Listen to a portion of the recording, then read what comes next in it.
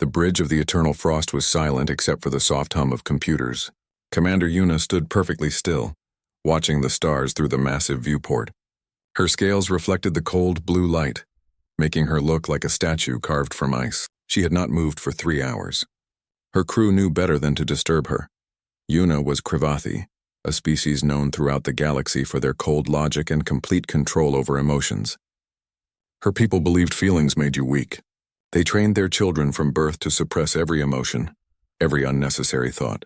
Yuna had been the best student. She never smiled. She never cried. She never showed mercy. For 15 years, she had commanded warships across 3 sectors of space. She had won every battle. Her enemies feared her name. Her own crew feared her more. They called her the Ice Queen, though never to her face. She knew about the nickname. She considered it a compliment. The door to the bridge slid open.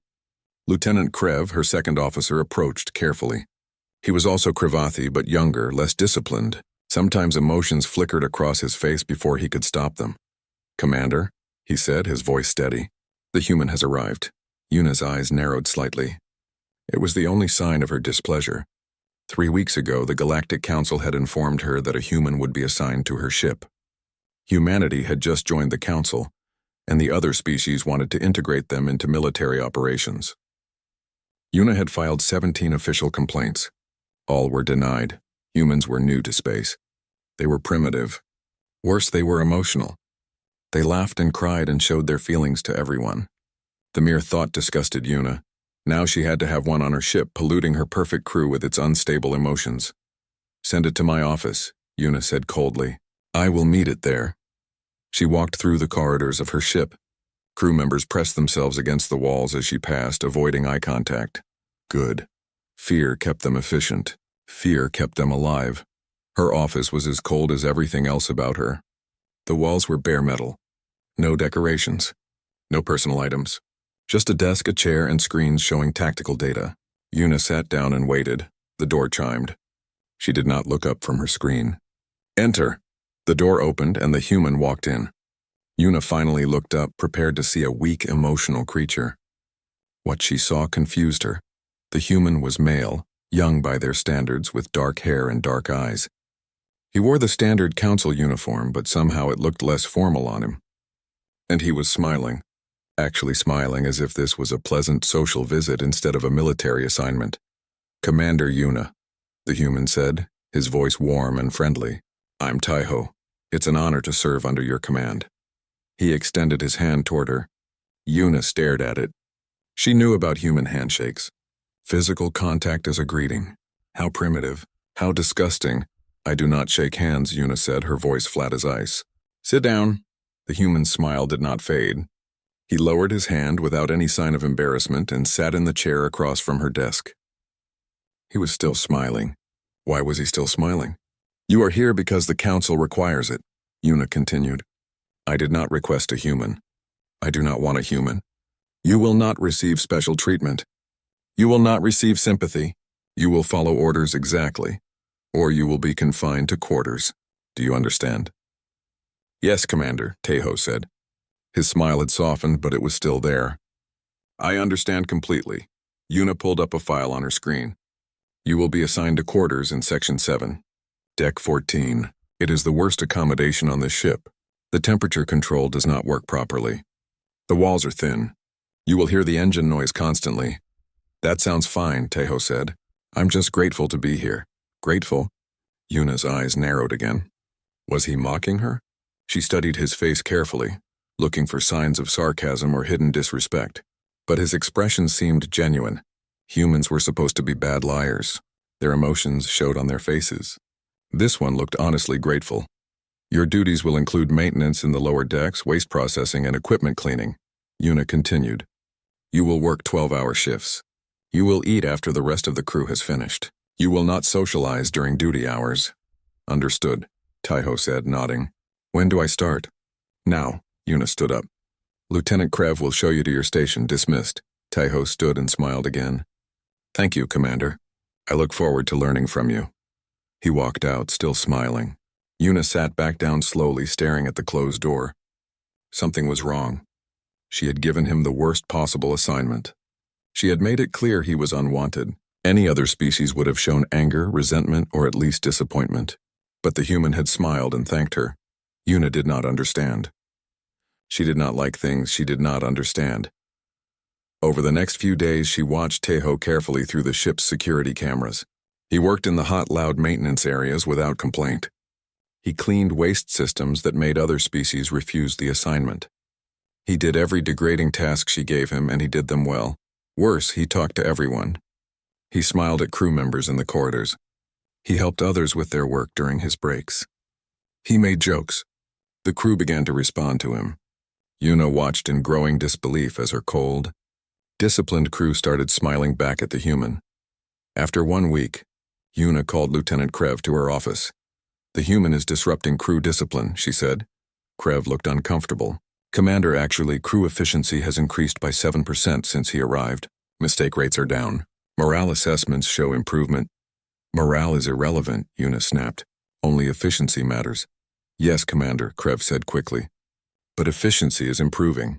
After he left, Yuna sat alone in her office. She pulled up files on human psychology. She read for hours, trying to understand what she was dealing with. Humans had something called emotional resilience. They could endure hardship while maintaining positive attitudes. They formed social bonds quickly. They used humor as a coping mechanism. It all seemed like weakness to Yuna. But if it was weakness, why was her crew becoming more efficient? Why was the human succeeding where others would have failed? That night, Yuna stood on the observation deck alone, as she always did. She looked out at the stars and thought about the smiling human working somewhere below her in the maintenance decks. For the first time in her perfect career, Commander Yuna felt something she had been trained never to feel: uncertainty. The Ice Queen did not know what to do about the human who would not stop smiling. And that bothered her more than she would ever admit. 3 weeks had passed since Tejo arrived on the Eternal Frost. Yuna had expected him to request a transfer by now. Every other species who received such harsh treatment asked to leave within days. But the human remained, still smiling, still working without complaint. Yuna made his assignments harder. She sent him to repair cooling systems in sections where the temperature dropped to freezing. She assigned him to recalibrate sensors in areas with dangerous radiation. She gave him tasks that would take other crew members days and demanded he finish them in hours. Tejo completed every task. And he still smiled. What disturbed Yuna most was how he had changed her crew. The cold, silent corridors of her ship now echoed with occasional laughter. Crew members who had never spoken to each other outside of duty now gathered during breaks. They gathered around the human, listening to his stories, laughing at his jokes. Yuna watched through the security feeds, her scaled fingers drumming against her desk. This was wrong. Military ships should be silent, efficient machines, not social gathering places. But she could not deny the data. Efficiency had increased by 12%. Error rates were at an all-time low. Even the most difficult crew members had stopped causing problems. Lieutenant Krev reported that several crew members had asked to work extra shifts. That had never happened before. When Yuna demanded to know why, Krev had hesitated before answering. "They say work is more pleasant now, Commander," Krev had explained carefully. "The human helps them and makes them laugh. They do not mind the long hours as much." Yuna had dismissed him without comment, but alone in her office she felt that strange uncertainty again. Was she wrong about emotions? No, that was impossible. She had been trained by the best. Emotions were weakness. Control was strength. That was the Kravathi way. That was the right way. But then why did the human succeed where her methods had only created fear? The question bothered her for days. She found herself watching Tejo more closely, trying to understand him. She noticed small things. He always shared his food rations with crew members who looked tired. He remembered personal details about everyone, asking about their families or their interests. He worked harder than anyone else but never complained or bragged. Yuna did not understand selflessness. In Kravathi culture, you worked for your own advancement. You competed against others. You showed strength by dominating. But Tejo helped others succeed, and somehow, that made him stronger, not weaker. On the 23rd day, everything changed. The Eternal Frost was conducting a routine supply run near the border. Yuna was on the bridge reviewing tactical data. The sector was supposed to be safe. Most of the crew was off duty. Tejo was working in the lower maintenance bay, one of the few areas of the ship Yuna had never bothered to visit herself. The attack came without warning. Pirates using stolen military-grade cloaking technology. They hit the Eternal Frost from 3 sides simultaneously. Alarms screamed throughout the ship. Yuna immediately took command, her voice cold and steady as she gave orders. The battle was brief. Yuna's tactical skills were superior. Within minutes, 2 pirate ships were destroyed and the third was fleeing. But in those few minutes, the Eternal Frost had taken damage. A plasma blast had torn through the lower decks, breaching the hull in Maintenance Bay 7. Bay 7. Where Tejo was working, Yuna pulled up the security feed. The image showed chaos. The breach had torn a hole in the outer wall. Emergency force fields had activated automatically, but they were weak, failing. 4 crew members were trapped in the bay, unable to reach the door against the rushing air being pulled toward the breach, and Tejo was running toward the breach, not away from it. "What is he doing?"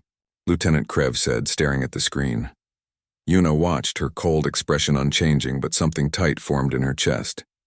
Tejo reached the breach and grabbed the emergency seal controls. The controls were right next to the breach in the most dangerous area. The radiation levels there were lethal. Any logical being would run. The 4 trapped crew members were not important enough to risk death for. That was simple mathematics. 1 life lost was better than 5 lives lost, but Tejo did not run. He worked the controls with his bare hands, his body absorbing radiation with every second he remained there. The emergency seal began to close, slowly, too slowly. The force field flickered and died. Tejo braced himself against the wall, still working, even as the pull of the vacuum tried to drag him toward space. Yuna stood frozen, watching. She should look away. She should focus on the battle. But she could not stop watching the human risk everything for crew members who had barely spoken to him. The seal finally closed. The breach was contained.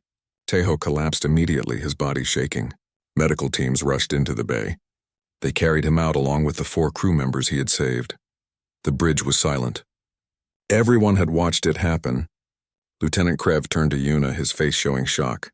Even he, trained to suppress emotions, could not hide his reaction. "Commander," he said quietly. "The human saved them." "He should have died." Yuna said nothing. She returned to her chair and finished directing the battle cleanup. She gave orders in her usual cold voice. She showed no reaction. But her hands, hidden beneath her desk, were trembling slightly. After her shift ended, Yuna walked to the medical bay. She told herself it was to file a formal report on the incident. Nothing more. But her feet carried her to the recovery room where Tejo lay on a medical bed. He was awake. His skin looked pale and sick from the radiation. Medical equipment surrounded him, working to repair the damage to his cells. But he was alive. The doctor said he would fully recover in a few days. Tejo saw her enter and smiled. That smile. Even now, injured and in pain, he smiled. "Commander," he said, his voice weak but warm. "Sorry I couldn't finish my shift. The breach really messed up my schedule." Yuna stared at him. He had nearly died. He had absorbed radiation that would have killed most species, and he was making jokes about his work schedule. "Why did you do it?" The words came out before Yuna could stop them. She never asked unnecessary questions, but she had to know. Tejo's smile softened. "They needed help. I could help them. It was simple. You could have died," Yuna said flatly. "Yes," Tejo agreed. "But I didn't, and neither did they. That's what matters." Yuna studied his face. She was looking for pride, for boasting, for any sign that he wanted recognition for his heroism. But she saw only simple honesty. He had saved 4 lives because he could. Nothing more complicated than that. Your actions were... Yuna paused, searching for words. She never struggled with words. Adequate. I will note them in my report. Thank you, Commander, Tejo said, and somehow his smile grew warmer.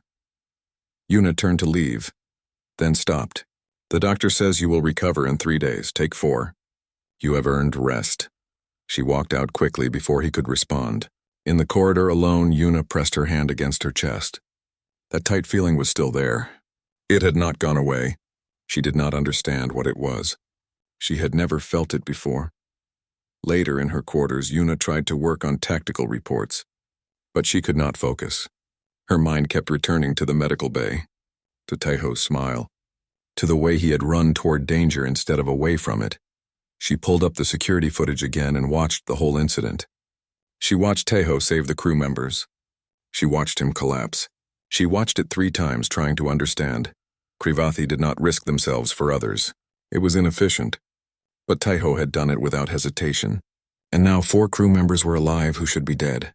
The ship was more secure. Crew loyalty had increased. By every logical measure, his emotional action had produced better results than cold calculation would have. Yuna finally turned off the screens and sat in the darkness. For the first time in her adult life, she wondered if her training might be incomplete, if the Krivathi way might not be the only way.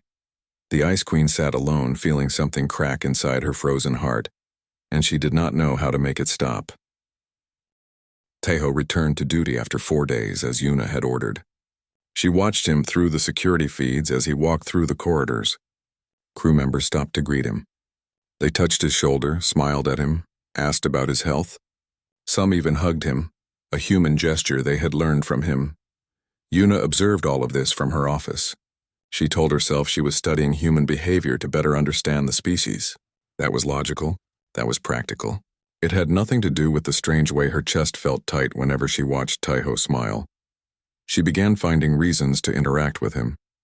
Small things at first. She asked him to deliver reports to her office instead of sending them digitally. She requested his presence at tactical briefings, claiming she wanted the human perspective. She assigned him to bridge duty during her shifts, positioning him at a station where she could see him. Lieutenant Krev noticed but said nothing. The crew noticed but said nothing. They had all learned never to question the commander's decisions, Yuna noticed. And she did not understand herself. 2 weeks after the breach incident, she called Tejo to her office for what she labeled a performance review. He arrived promptly, still smiling, and sat across from her desk. "Your work has been satisfactory," Yuna said, looking at her screen instead of at him. "Efficiency ratings remain high. You have integrated well with the crew." "Thank you, Commander," Tejo said. "Everyone has been very welcoming." Yuna glanced up at him. "They were not welcoming at first." "You changed them, how?" Tejo looked surprised by the question. "I just talked to them, asked about their lives. Helped when I could. People respond to kindness." "Kindness is inefficient," Yuna said automatically. It was what she had been taught. "But the word sounded hollow now, is it?" Tejo asked gently. "The crew works harder now. They make fewer mistakes. They volunteer for difficult assignments." "That sounds efficient to me." Yuna had no response. She looked back at her screen, but she was not reading the data anymore. After a long silence, she asked another question. "Where are you from?" "On Earth?" Tejo's smile softened. "A small city called Busan, near the ocean. I grew up watching the waves." "Tell me about it," Yuna heard herself say. She immediately regretted the words. Personal questions were not professional. They were not necessary. But she did not take the words back. Tejo told her about his home. He described the sound of waves against rocks, the smell of salt air, the way morning light reflected off the water. He spoke with such warmth that Yuna could almost see it, even though she had never been to Earth. "Do you miss it?" Yuna asked.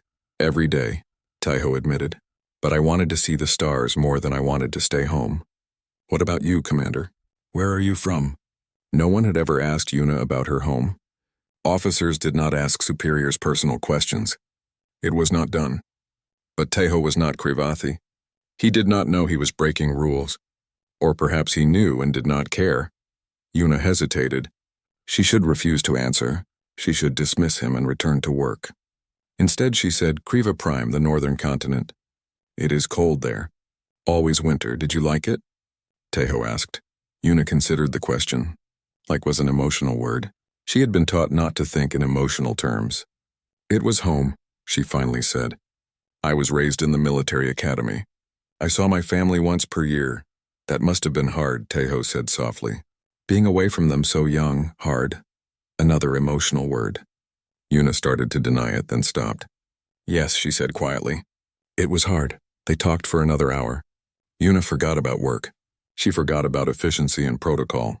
She told Tejo about her training, her first command, her rise through the ranks. He listened without judgment, occasionally asking questions, sometimes just nodding with understanding. When Tejo finally left, Yuna sat alone in her office for a long time. She felt strange, lighter somehow, as if telling someone about her past had removed a weight she had not known she was carrying. Over the following weeks, these conversations became routine. Yuna found excuses to call Taeho to her office. Sometimes they talked about work. Often they talked about other things. Their homes, their families, their hopes and fears. Yuna learned that Taeho had joined the space service after losing his parents in an accident. He had been sad for a long time. He had learned to smile again by choosing to see good things in the world, even when the world was dark.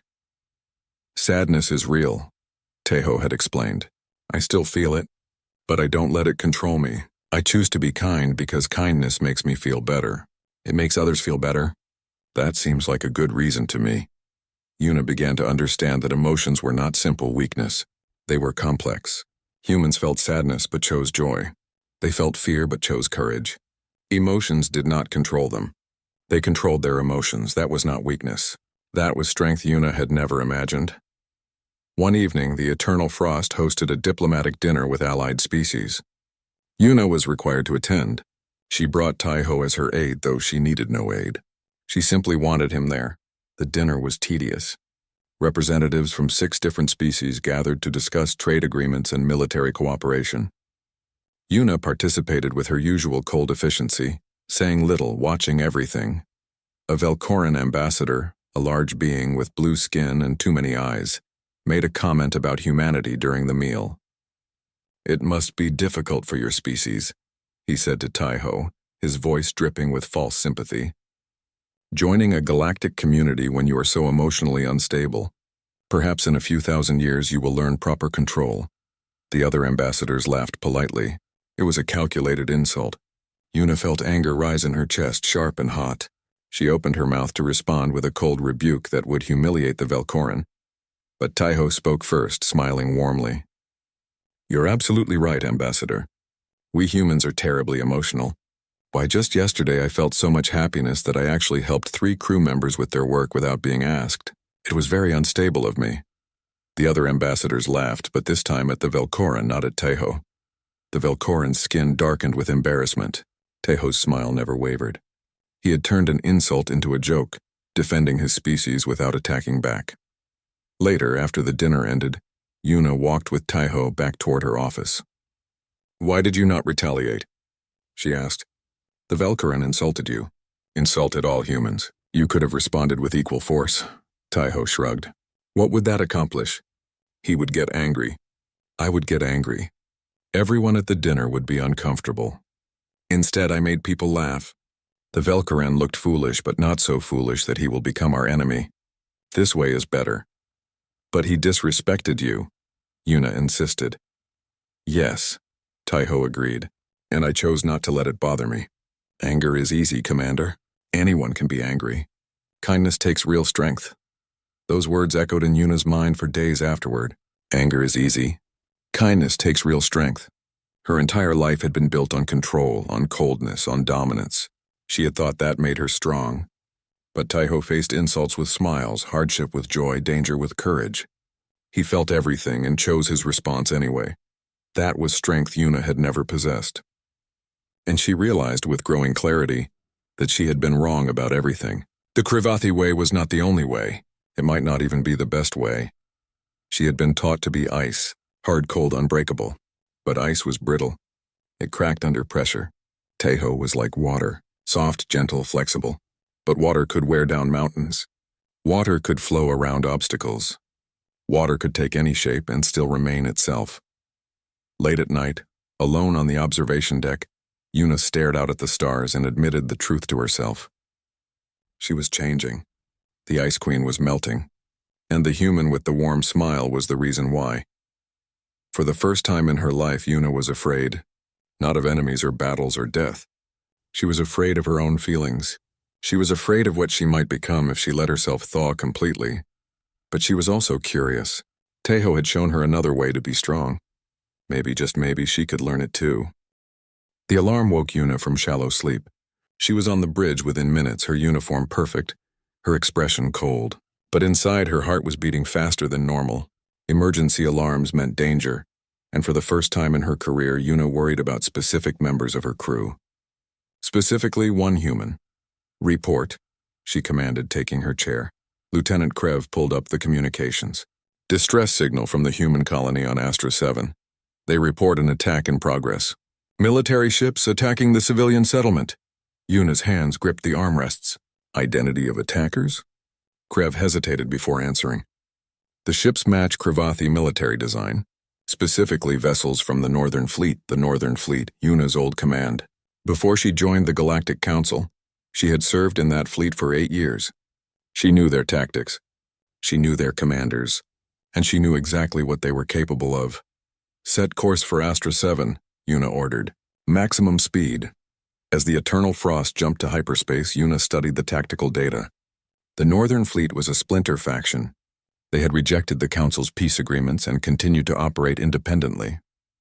They believed emotions made species weak, and that the Kravathi should dominate all other races. Yuna had once believed the same thing. She had served under Commander Vex, the leader of the Northern Fleet. She had followed his orders without question. She had done terrible things in the name of Kravathi superiority. Tejo arrived on the bridge for his shift. He took his station and began running system checks. Yuna watched him work, that familiar warm feeling in her chest. But today the warmth was mixed with cold fear. Fear for what he would soon learn about her past. Commander, Lieutenant Krev said quietly, approaching her chair. Should I brief the crew on the mission parameters? Not yet, Yuna said. She stood and walked to the briefing room. Tejo, with me. In the briefing room, Yuna pulled up historical files on the wall screen. Battle records. Mission reports. All from her time with the Northern Fleet. She did not look at Tejo as she spoke. 8 years ago, I commanded a destroyer in the Northern Fleet, Yuna began. Her voice was steady, but her hands were clasped tightly behind her back. We were tasked with eliminating a rebel base that was hiding on a civilian station. I had intelligence that suggested the rebels were using civilians as shields. I calculated the most efficient solution. She pulled up a video file. It showed a space station exploding in silence. I ordered an orbital bombardment. The rebels were eliminated. So were 2,000 civilians. The briefing room was silent. Yuna finally looked at Tejo. His smile was gone. His face showed shock, then sadness, then something that hurt worse than anger. Disappointment. You killed civilians, Tejo said softly. Children? 312 children, Yuna said. The number was burned in her memory. It was the most efficient solution. I received a commendation for my tactical success. Tejo stood up slowly. And you felt nothing? No guilt, no regret? I am Kravathi, Yuna said, but the words sounded empty now. I was trained not to feel. I followed orders. I did what was necessary for victory. Necessary, Tejo repeated. He looked at her with eyes that suddenly seemed old and tired. I thought I was beginning to see the real you, Commander. The person behind the ice. Maybe I was wrong. Maybe there's nothing there but more ice. He walked out of the briefing room. The door closed behind him. Yuna stood alone, staring at the image of the destroyed station on the screen. For the first time since she was a child, Yuna cried. The tears came without warning, hot and painful. They ran down her scaled face and she could not stop them. She pressed her hand against her mouth to silence the sounds coming from her throat, sounds she had never made before, sounds of grief and shame and regret. She had done terrible things. She had told herself they were necessary. She had believed she was strong. But now, seeing herself through Tejo's eyes, she saw only a monster. A cold, calculating monster who had murdered innocence and felt pride. Yuna collapsed into a chair, her body shaking with sobs. This was what emotions felt like. This pain, this shame, this crushing weight of guilt. This was what she had suppressed for so many years. And now it was pouring out of her all at once, drowning her. But through the pain, something else emerged. Clarity. Understanding. She had been wrong. Not just about this mission, but about everything. About strength. About control. About what it meant to be a good commander and a good person. She could not change the past. Those civilians were dead. That would always be true. But she could choose what happened next. She could choose to be different. She could choose to do better. Yuna wiped her face and stood up. Her legs felt weak, but she forced herself to walk. She had to find Tejo. She had to tell him something she had never said to anyone in her entire life. She found him in his quarters. He answered the door but did not smile. His eyes were red. He had been crying too.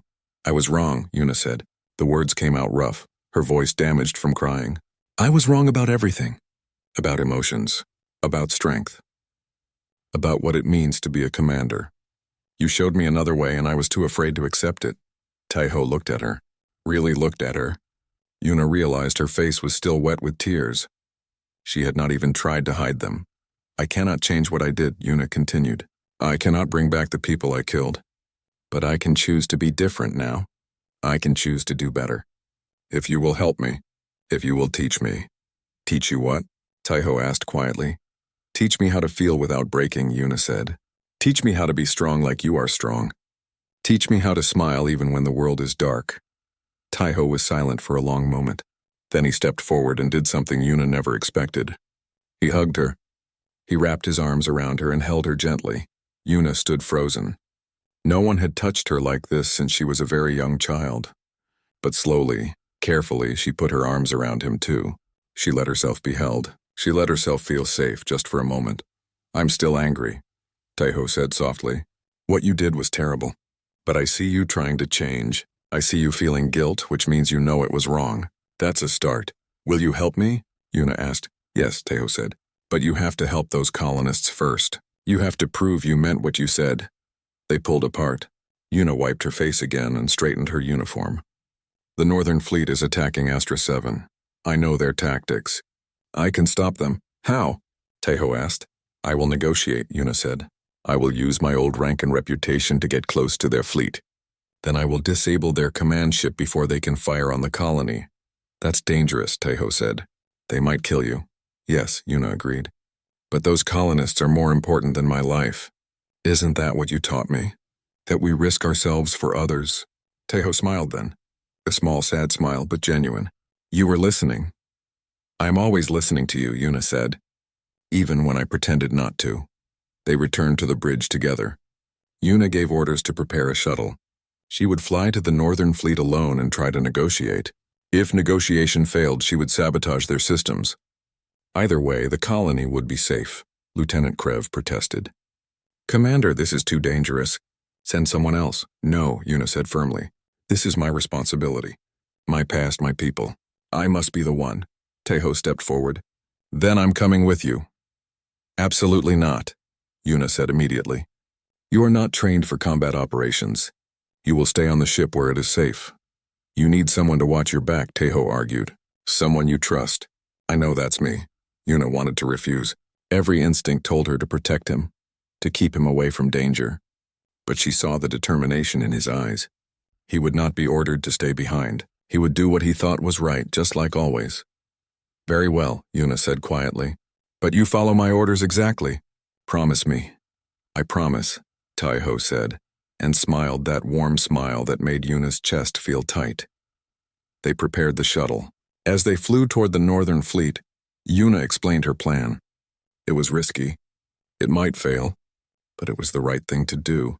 Taiho reached over and took her hand. Yuna looked down at their joined hands, his warm skin against her cool scales. She squeezed gently. "Thank you," she said softly, "for not giving up on me." "Everyone deserves a second chance," Taiho said. "Even Ice Queens," Yuna smiled. It felt strange on her face, but good. "I am not the Ice Queen anymore," she said. "I am just Yuna, and I am going to save those colonists. Whatever it takes." The shuttle flew in silence through the darkness of space. Ahead, the Northern Fleet hung in orbit around Astra 7 like predators circling prey. 5 heavy warships, their weapons charged and ready. Below them, on the planet's surface, 3,000 human colonists waited in fear. Yuna sat at the shuttle controls, her hands steady. But inside, her hearts were racing. Yes, hearts plural. Krevathi had 2 hearts, and right now both of them were beating fast. Fear was an unfamiliar feeling. She had been trained to suppress it. Now she let herself feel it fully, and it was terrifying. Beside her, Taiho checked the communication systems. He had been quiet since they left the eternal frost. Now he spoke softly. "What will you say to them?" "The truth," Yuna answered. "That attacking civilians is wrong. That the Galactic Council will retaliate. That they should leave peacefully. Will they listen?" "No," Yuna admitted. "Commander Vex does not listen to reason. He only respects strength, so I will show him strength. She transmitted her identity codes to the Northern Fleet. Within seconds, a response came back. A face appeared on the screen. Commander Vex. His scales were darker than Yuna's, his eyes cold as frozen metal. Yuna, Vex said, his voice flat. I heard you betrayed our people, joined the weak council, allowed yourself to be contaminated by inferior species. I chose a different path, Yuna said calmly, one that does not require murdering innocents. Vex's expression did not change. The humans are building military facilities on Astra 7. They threaten our territory. We are eliminating the threat. There are no military facilities, Yuna said. Astra 7 is a farming colony. Children live there, families. Then they should not have settled in our space, Vex replied. You understand this, Yuna. You were my best student. You never hesitated to do what was necessary. Yuna felt shame burn through her chest. He was right. She had been like him once, cold, merciless, proud of her cruelty. I was wrong, Yuna said. We were both wrong. Strength is not about killing the weak. Strength is about protecting them. Vex laughed. It was a harsh, cold sound. The humans have made you soft, emotional, weak.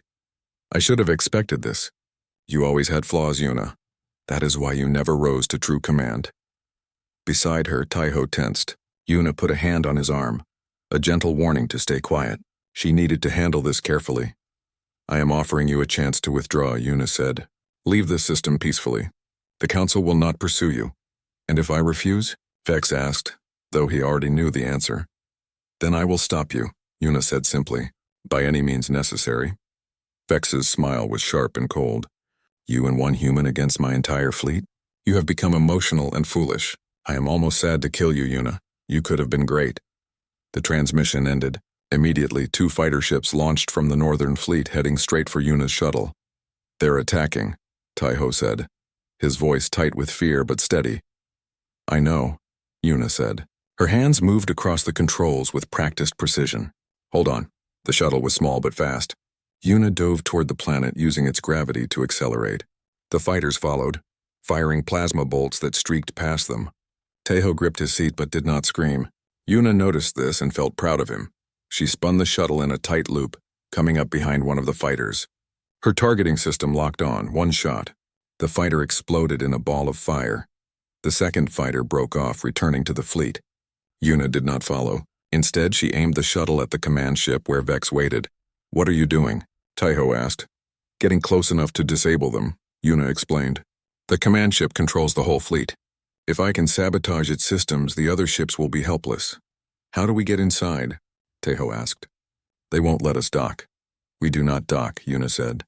She pulled up a schematic of the command ship on her screen. We board through the waste disposal port. Here. It is unguarded because no one expects an attack from there. Taiho looked at the schematic and smiled slightly. You want to break into a military warship through the garbage? Yes, Yuna said and found herself smiling back. It is highly undignified. Very unkrivathi. But it will work. They approached the command ship from below using the planet as cover. The waste port was small, barely large enough for their shuttle. Yuna had to fly with perfect precision, matching the command ship's rotation, sliding into the port at exactly the right angle. Metal scraped against metal. The shuttle shuddered. But they were inside.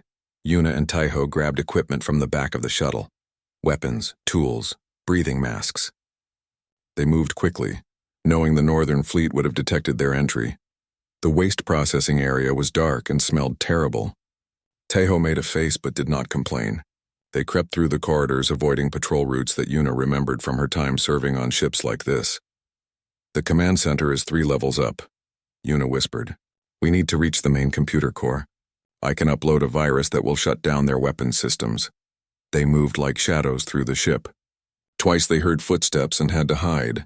Once, a guard passed within meters of their position. Yuna held her breath, her weapon ready. Beside her, Taiho was perfectly still.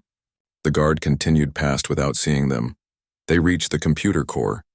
Yuna began working on the terminal, her fingers flying over the controls. She had learned these systems years ago. They had not changed much. How long? Taiho asked, watching the door. 5 minutes, Yuna said. Maybe less. 2 minutes passed.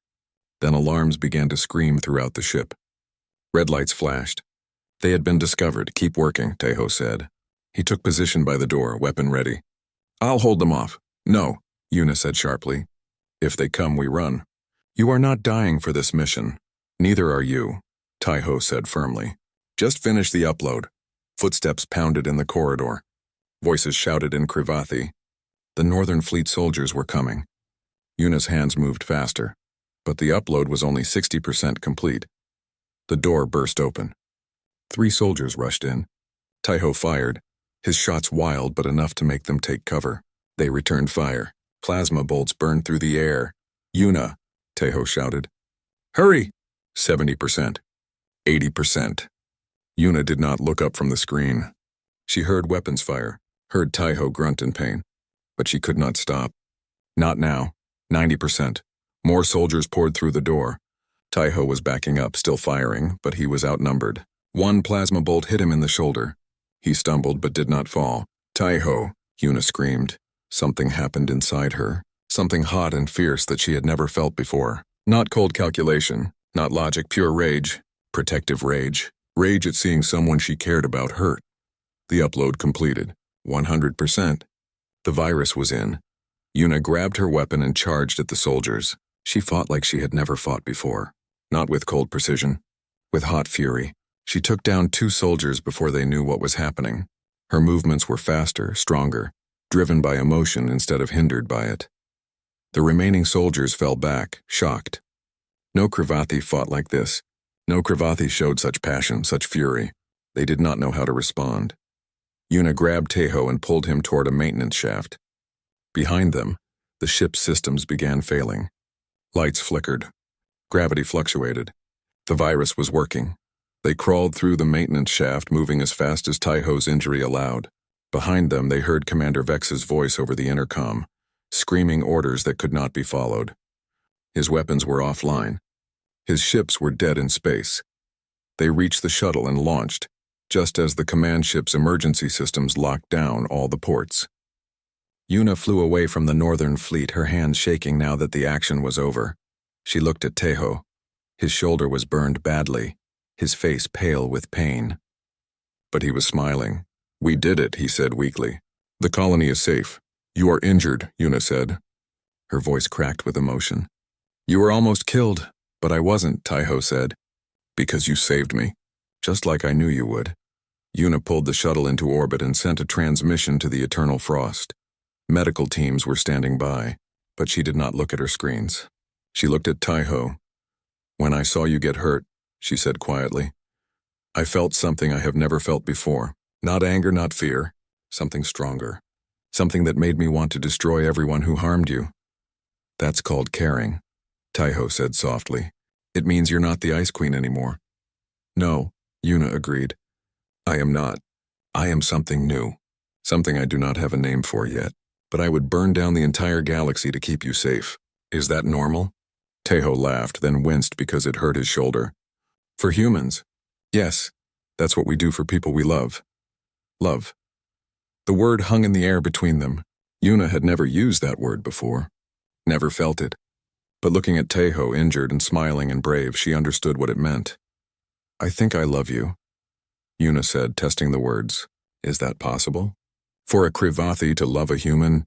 I don't know, Tejo said. His smile grew warmer despite his pain. But I love you too, so I guess we'll find out together.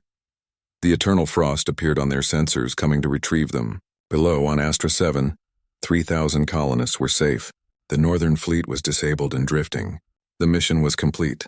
But for Yuna, something bigger had changed. She had discovered that fire could exist inside ice. That emotions could make her stronger, not weaker. That love was the most powerful force in the gala. The medical bay of the Eternal Frost was quiet except for the soft beeping of monitors. Tejo lay on a bed, his shoulder wrapped in regenerative bandages. The doctors said he would recover fully in a few days. The plasma burn had been serious but not fatal. Yuna had not left his side for 18 hours. She sat in a chair next to his bed, watching him sleep. When he woke, she was still there. When he needed water, she brought it before he could ask. When he felt pain, she called for the medical staff immediately. The crew noticed. How could they not? Their cold commander was showing obvious concern for one crew member. She forgot about duty shifts. She ignored reports waiting for her approval. She simply sat beside the human and would not leave. Lieutenant Krev tried to speak with her once. "Commander, you are needed on the bridge. The Council has sent communications about the Northern Fleet incident." "Handle it," Yuna said without looking away from Taiho. "You are second officer. Act accordingly." Krev hesitated, then left. That evening he returned with food for both Yuna and Taiho. He said nothing, just set it down and quietly departed. Even he understood that something fundamental had changed in their commander. On the second day, Taiho was awake and alert. His color had returned. He could sit up without help. Yuna finally allowed herself to relax slightly, though she still refused to leave. "You should go to your quarters," Taiho said gently. "Sleep in a proper bed." "I'm fine now." "I am fine here," Yuna said stubbornly. Taiho smiled. "You're worried about me." "Yes," Yuna admitted. There was no point denying it. "When I saw you injured, when I thought you might die, I felt terror. Real terror. I have faced death many times in battle. I never felt afraid. But seeing you hurt was worse than any battle." "Because you care," Taiho said. "That's what love feels like. Joy when the other person is happy. Pain when they're hurt. Fear when they're in danger." Yuna considered this. "Love seems very uncomfortable," Taiho laughed. "Sometimes. But it's also the best feeling in the universe. Would you trade it away? Go back to feeling nothing?"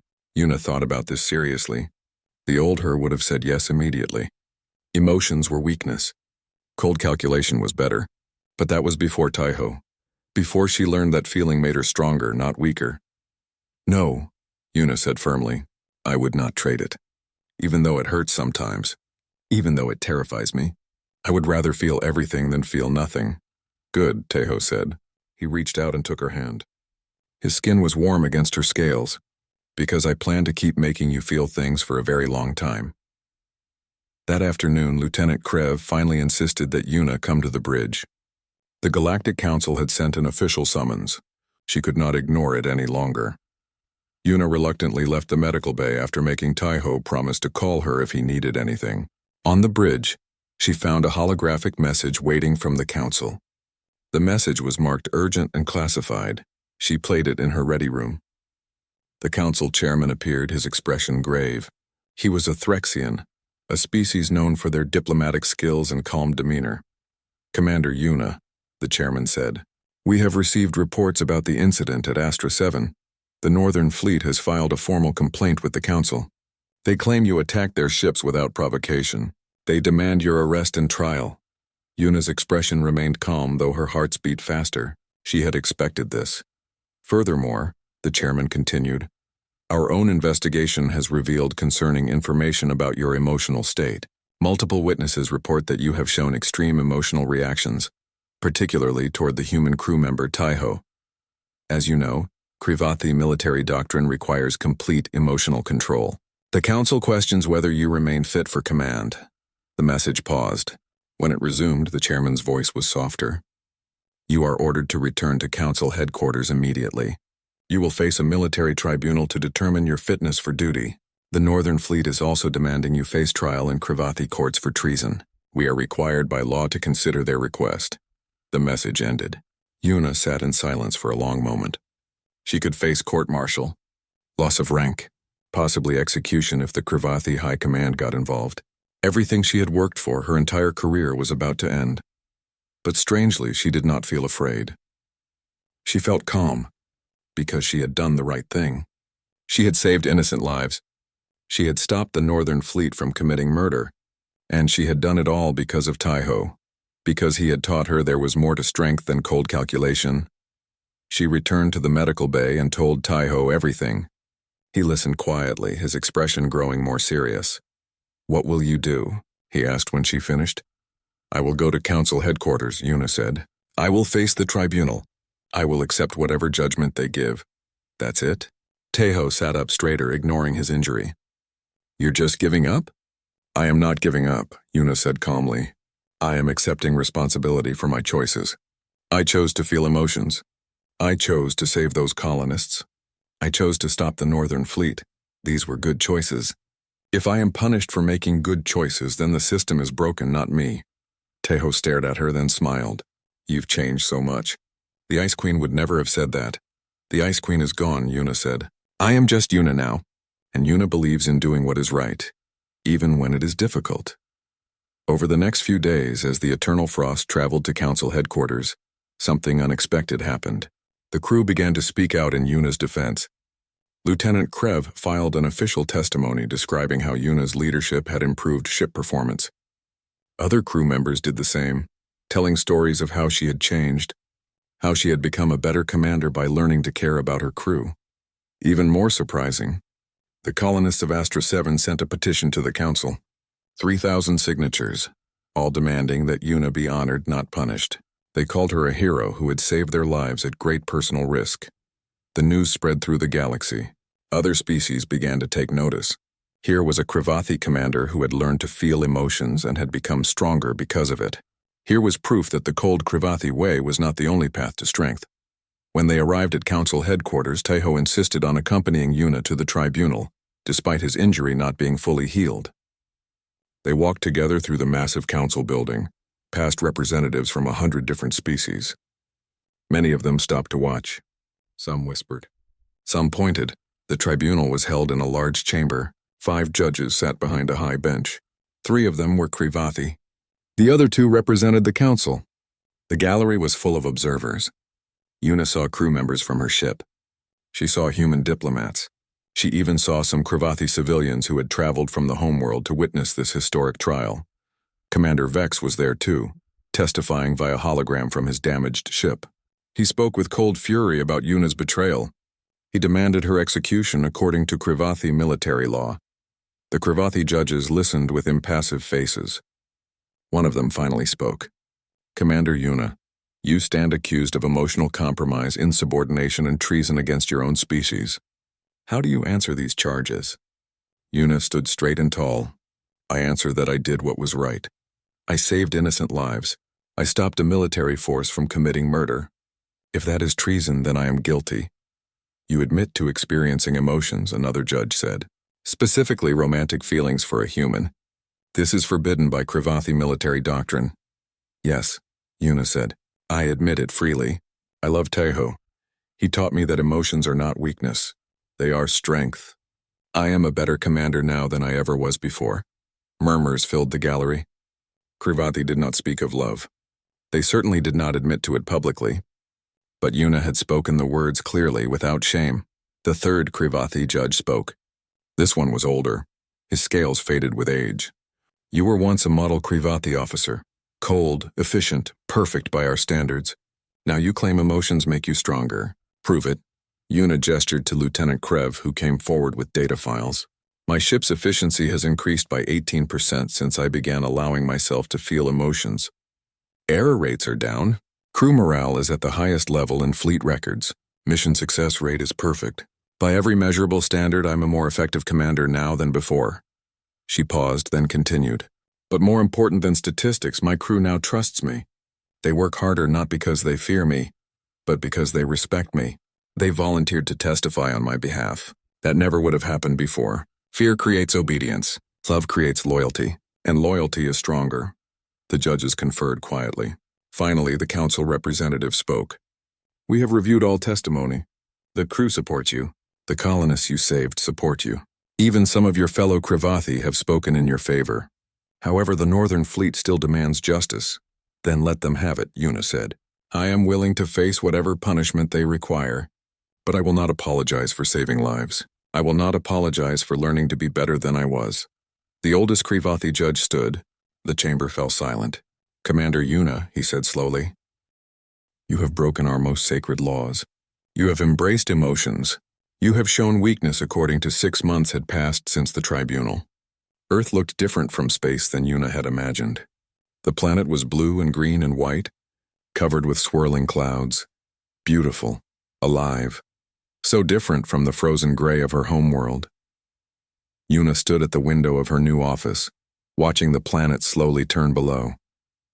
The human Krivathi Cultural Exchange Center was built on a space station in Earth orbit, a neutral meeting ground where both species could learn from each other. Staring at the planet again, Taeho's voice came from behind her. He entered the office carrying 2 cups of tea, a human custom Yuna had learned to enjoy. You know you can actually go down there whenever you want. You don't need permission anymore. Yuna took the tea and smiled. Smiling still felt strange on her face, but it came more naturally now. I know, I just like looking at it. Your homeworld is very beautiful. Taiho joined her at the window. His shoulder had healed completely, though a small scar remained. He wore civilian clothes now, having left military service to work with Yuna at the center. It's your home too if you want it to be. Yuna considered this. She had not returned to Kriva Prime since leaving. Some of her people called her a traitor. Others called her a pioneer. The Krivathi homeworld was divided about her now. Change came slowly to her species, but it was coming. Perhaps, Yuna said, but I think home is not a place anymore. Home is where you are. Taiho smiled and kissed her cheek. Physical affection was still new to Yuna, but she liked it. She leaned into him, enjoying the warmth of another being close to her. A chime sounded. Their first appointment of the day was arriving. Yuna straightened her clothes and went to greet them. 3 young Krivathi entered the office. They looked nervous, their scales pale with anxiety. The oldest was maybe 20 years old by human standards. They had come from Kriva Prime specifically to meet with Yuna. Commander Yuna, the oldest one said, then corrected himself. I mean, Ambassador Yuna, thank you for seeing us. Just Yuna is fine, she said gently. Please sit. Tell me why you came. The 3 young Krivathi exchanged glances. Finally, the youngest spoke. We saw your tribunal. We watched you admit to feeling emotions, to loving a human. And we wanted to know if it is true. If emotions can make us stronger. Yuna studied them carefully. She saw her younger self in their faces. Scared, confused, trained to suppress everything natural and human. Well, natural and alive, yes, Yuna said simply. It is true, but it is not easy. Learning to feel after a lifetime of suppression is difficult. Sometimes painful, but always worth it. Our teachers say emotions are weakness, another young Krivathi said. They say you were corrupted by human influence. That you betrayed our way of life. I did not betray our way of life, Yuna said firmly. I expanded it. The Krivathi way taught me discipline and control. Those are valuable. But it did not teach me compassion or love. Those are also valuable. We can have both. She spent the next hour talking with the young Krivathi. She told them her story. Not the sanitized official version, but the real story. How she had been the Ice Queen. How Taiho had shown her another path. How learning to feel had been terrifying but transforming. Taiho shared his perspective too, talking about how humans balanced emotion and logic. How they felt deeply but still made rational decisions. How love did not make them weak but gave them something worth fighting for. When the young Krivathi left, they looked different. Less rigid. More thoughtful. The oldest paused at the door. Thank you, Ambassador. You gave us hope that we can be something more than what we were taught to be. After they left, Yuna and Taiho looked at each other. That is the 15th group this month, Taiho said. More and more Krivathi are coming to learn. Change is happening, Yuna agreed. Slowly but happening. That evening they traveled down to Earth's surface for the first time together. Taiho had been planning this for weeks. He took Yuna to his hometown of Busan, to the ocean shore where he had grown up. Yuna stood on the beach and felt sand between her toes. She had never experienced this before. The ocean stretched out before her, endless and deep. Waves crashed against rocks, creating rhythms older than civilization. The salt air smelled strange and wonderful. This is where I learned about strength, Taiho said, standing beside her. The ocean is soft, just water, but it carved these rocks over thousands of years. Gentle persistence is stronger than any blade. Yuna watched the waves and understood. She had been like stone, hard and cold. Taiho had been like water, soft and warm. And slowly, gently, he had worn away her edges until something new emerged. Snow began to fall. The first snow of winter. Yuna caught a snowflake in her palm and watched it melt against her warm scales. She thought about how much she had changed. How the Ice Queen had melted away, revealing someone she never knew existed. Do you miss it? Taiho asked quietly. Being cold? Being certain about everything? Yuna thought about this seriously. The old her had been powerful, feared, respected. She had never doubted herself, never questioned her purpose, ever felt pain or joy or love. Ice preserves but never grows, Yuna said slowly. I was frozen for so long, safe but sterile. Now I feel everything. Joy and pain, love and fear. It is uncomfortable, sometimes overwhelming, But I am alive now in a way I never was before. So no, I do not miss the ice. I would rather melt 1,000 times than freeze again. Tejo smiled and took her hand. They walked along the beach together as snow fell around them. Two beings from different worlds, learning to build something new together. Later that night, they attended a dinner at the Cultural Exchange Center. Representatives from dozens of species had gathered. It was supposed to be a formal diplomatic event, but Yuna had suggested making it more casual, more human. She watched the gathering with satisfaction. Krivathi and humans talking together, sharing food, laughing. Some of the Krivathi still looked uncomfortable with open emotions, but they were trying. That was progress. An old Krivathi general approached Yuna. He had been one of her instructors at the military academy many years ago. "Commander Yuna," he said formally, "I must speak with you." Yuna braced herself for criticism, but the general's next words surprised her. "I wanted to apologize," he said quietly. "I taught you to suppress everything natural about yourself. I called it strength. But watching you now, seeing what you have become, I realize I was wrong. You are stronger now than you ever were under my teaching." Yuna felt tears prick her eyes. She let them come. She no longer tried to hide them. "Thank you, General. That means more than you know." The general nodded and walked away. Yuna watched him go and felt something settle in her chest. Forgiveness. For him. For herself. For all the years spent frozen and afraid to feel. Late that night, Yuna and Tejo stood together on the observation deck of the station, watching Earth turn below. The planet glowed with lights from cities and settlements. Millions of humans down there living and loving and feeling everything. "What do you think will happen?" Tejo asked. "In 100 years? 1,000? Will all Krivathi learn to feel like you did?" "I do not know," Yuna admitted. "Change is slow. Many Krivathi will resist. They will cling to the old ways. But some will be curious. Some will be brave. And slowly, one heart at a time, things will transform." "Do you think we will be remembered?" Tejo asked. "The Ice Queen and the human who melted her?" Yuna laughed softly. "I hope not. I hope we become so normal that no one remembers when things were different. I hope someday a Krivathi loving a human is not newsworthy. It is just life." Tejo pulled her close. "But until then?" "Until then we teach," Yuna said. "We show others what is possible. We build bridges between our people. We prove that love is not weakness, that emotions are strength, that the galaxy is big enough for different ways of being strong." She leaned against him, comfortable and warm.